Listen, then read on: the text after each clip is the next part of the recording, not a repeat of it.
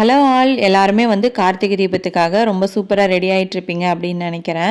நானுமே வந்து ப்ரிப்ரேஷன்லாம் பண்ணி வச்சிடலாம் அப்படின்னு சொல்லி பிளான் பண்ணியிருந்தேன். விளக்கு எல்லாமே வந்து எடுத்து தொடச்சிட்டு அதுக்கப்புறம் ஊற வச்சு நம்ம காய வச்சிடலாம் அப்படின்னு சொல்லி பிளான் பண்ணேன். இன்றைக்கி ஃபுல்லாக பார்த்தீங்க அப்படின்னா ஒரே மழை விட்டு விட்டு பேஞ்சிக்கிட்டே தான் இருந்துச்சு. சுத்தமாக வெயிலே இல்லை.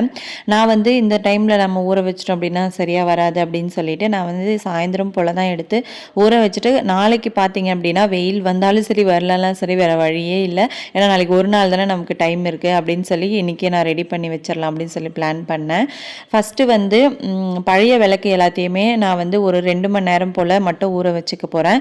புது விளக்கு கவரில் கொஞ்சம் வாங்கி வச்சுருக்கேன். அதை வந்து நான் நைட்டு ஃபுல்லாக ஊற வைக்க போகிறேன். இந்த மாதிரி வந்து செய்யும்போது விளக்கு நல்லா நின்று எரியும்.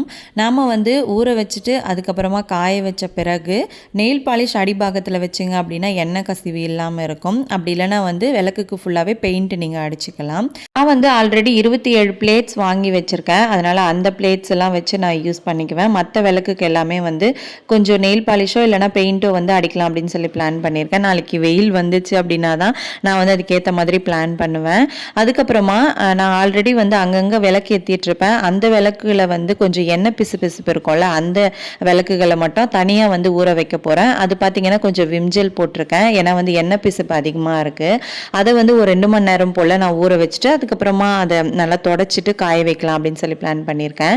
இந்த விளக்கெல்லாம் வெறும் பிளெயின் கிளாத்தில் தொடச்சிட்டு அதை அப்படியே வந்து ஒரு 2 மணி நேரம் கிட்ட தனியாக ஊற வைக்க போகிறேன். புது விளக்கு கவரில் இருக்குது பாருங்கள், அதை மட்டும் வந்து நான் நைட்டு ஃபுல்லாக ஊற வைக்க போகிறேன்.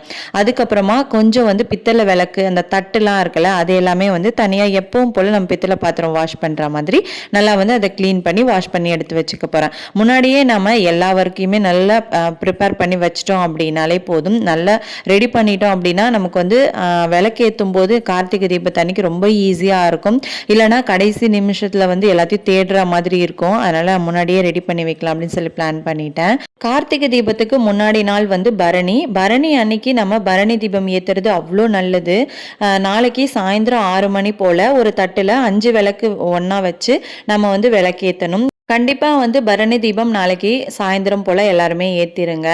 நான் வந்து இந்த நெய்யோடு இருக்கிற திரி வாங்கியிருந்தேன். அது அப்படி தான் இருந்தது, யூஸ் பண்ணவே இல்லை.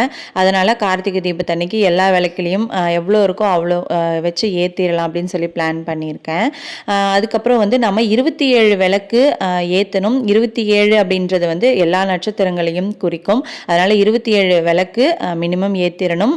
மேக்ஸிமம் வந்து நீங்கள் எவ்வளோ வேணால் ஏற்றிக்கலாம், அதுக்கு கவுண்டே கிடையாது. உங்களுக்கு எங்கெல்லாம் ஏற்றணும் அப்படின்னு விருப்பம் இருக்கோ அந்த மாதிரி ஏற்றிக்கோங்க. வீடியோ பிடிச்சிருந்தா லைக் பண்ணிவிடுங்க. தேங்க்யூ.